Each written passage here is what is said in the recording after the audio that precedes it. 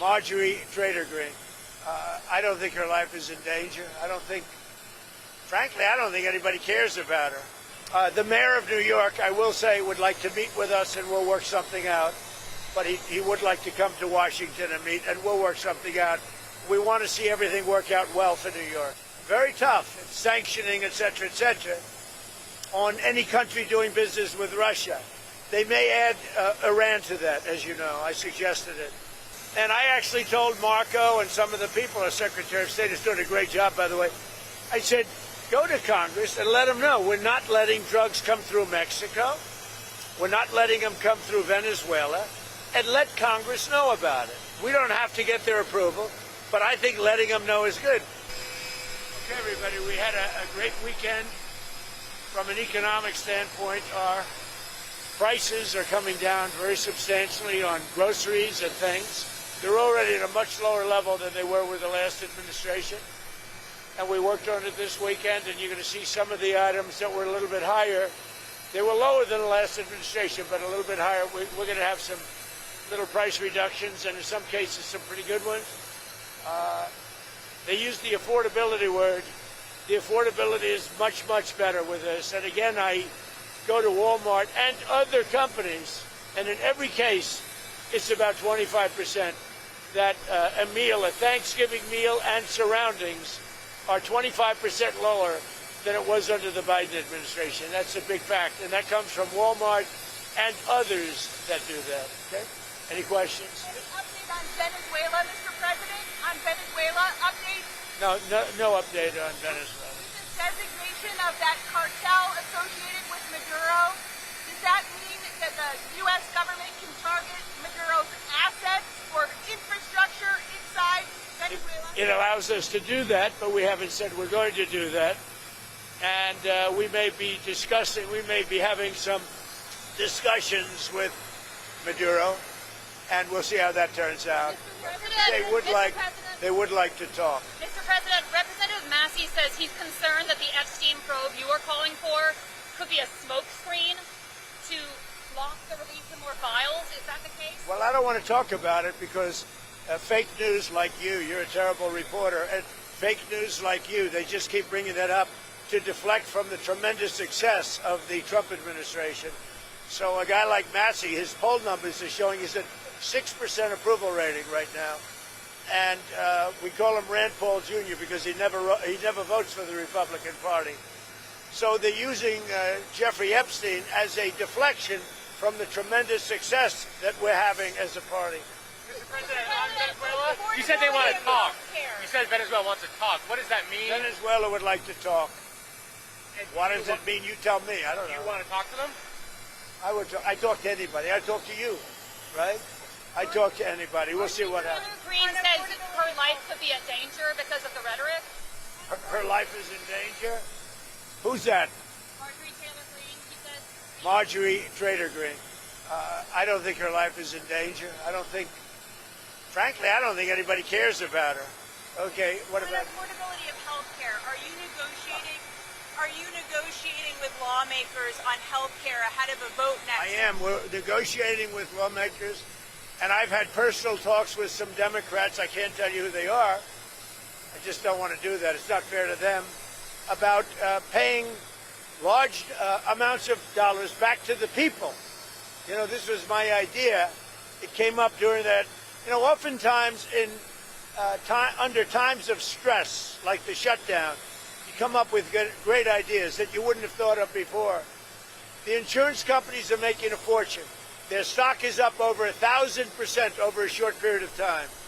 They are taking in hundreds of billions of dollars, and they're not really putting it back, certainly not like they should. So when I see this, and when I've seen this over the last pretty short period of time, I said, why do we just pay this money directly to the people of our country and let them buy their own health insurance? And you know, I made that statement, and I made it a little bit cavalierly, but it sounded good. And everybody has picked up, including Democrats. And I am talking to some Democrats right now about doing that. People love it. We're going to take the money, well, if it gets approved, we're going to take the money, we're going to pay it back to the people of our country to go out and buy health insurance. Now, they could put it in a health account. We could do it a lot of different ways. But they buy their own health insurance. They can negotiate price. And it's going to be locked, so they can't go out and buy a Cadillac. They can go out and buy health insurance. Tucker Carlson. Mr. President, is it time for Congress to move legislation that puts pressure on Russia and puts pressure on Putin? Well, I hear they're doing that, and that's okay with me. They're passing legislation, or the Republicans are putting in legislation that very tough, it's sanctioning, et cetera, on any country doing business with Russia. They may add Iran to that, as you know. I suggested it. So any country that does business with Russia will be very severely sanctioned. We may add Iran to the formula, yeah. Mr. President, Tucker Carlson recently had a friendly interview with anti-Semite Nick Fuentes. Tucker Carlson. What role do you think Tucker Carlson could play in the Republican Party and the conservative movement going forward? Well, I found him to be good. I mean, he said good things about me over the years. I think he's good. We've had some good interviews. I did an interview with him. We had 300 million hits. You know that. Look, I can't tell him. Should he be? Will you let me finish my statement? You are the worst. You're with Bloomberg, right? You are the worst. I don't know why they even have you. We've had some great interviews with Tucker Carlson, but you can't tell him who to interview. I mean, if he wants to interview Nick Fuentes, I don't know much about him, but if he wants to do it, get the word out. Let him, people have to decide. Ultimately, people have to decide. The mayor of New York, I will say, would like to meet with us, and we'll work something out. But he would like to come to Washington and meet, and we'll work something out. We want to see everything work out well for New York. You yourself had dinner with Nick Fuentes at Mar-a-Lago a few years ago. What role should he play in the conservative movement? Well, I didn't know he was coming, and he was with, as you know, somebody, Kanye. And Kanye asked if he could have dinner, and he brought Nick. I didn't know Nick at the time. And he did. He came, and along with a few other people. He brought a few people with him. Meeting people, talking to people, like for somebody like Tucker, that's what they do. People are controversial. Some are, some aren't. I'm not controversial, so I like it that way. In Venezuela, are you discussing options with Congress? Are you going to Congress to discuss potential options you're considering? I'd like to keep Congress involved. I mean, we're stopping drug dealers and drugs from coming into our country. And I actually told Marco and some of the people, our Secretary of State is doing a great job, by the way.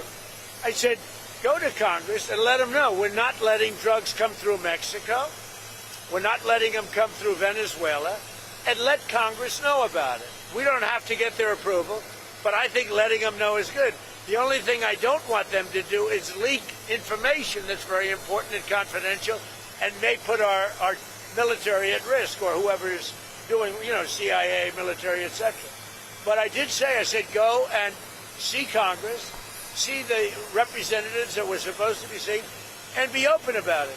If they say, we don't want you to stop drugs from coming into the country, I don't think that would be good, yes. Are any other countries committed to helping the U.S. with Venezuela, or is all our actions still... Yeah, we have great support because it's all about drugs.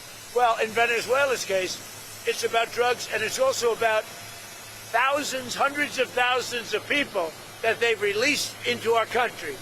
And some are gang members from Tren de Aragua, some are many are drug dealers, some are murderers. So in the case of Venezuela, it's the prison population.